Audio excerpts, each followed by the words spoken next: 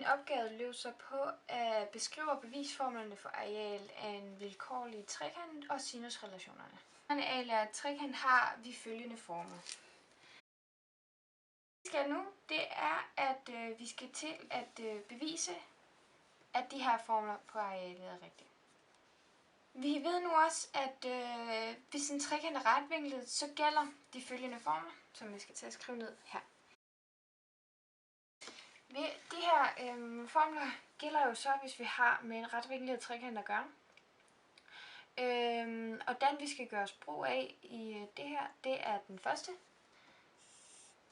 Sin A er lige med A og C. Så vi ved, at den normale standardformel for at arealet af trekanten ud, den ser sådan her ud. Ved hjælp af den standardformel kan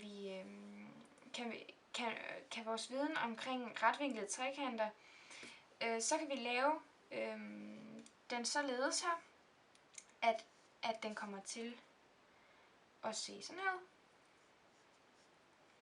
Vi har så den her sinus er lige med H over A.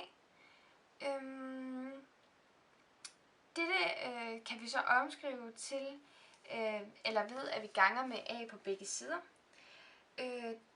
Når vi gør det følgende, så kommer den til at se sådan her ud. H er lige med A gange sin af C.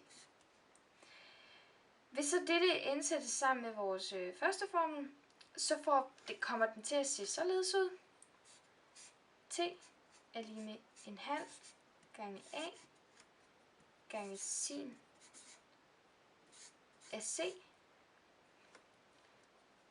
B er lige med en halv gange A gange B gange sin af C. Så vi har jo så hermed bevist, at den første af de tre formler, altså den øverste formel, at den passer. Og som vi lige har gjort nu, kan vi også gøre på følgende måder med de andre tre formler, eller de andre to formler, som vi har til at finde arealet af en trekant. Der skal man bare ligesom bruge H af A eller H af C.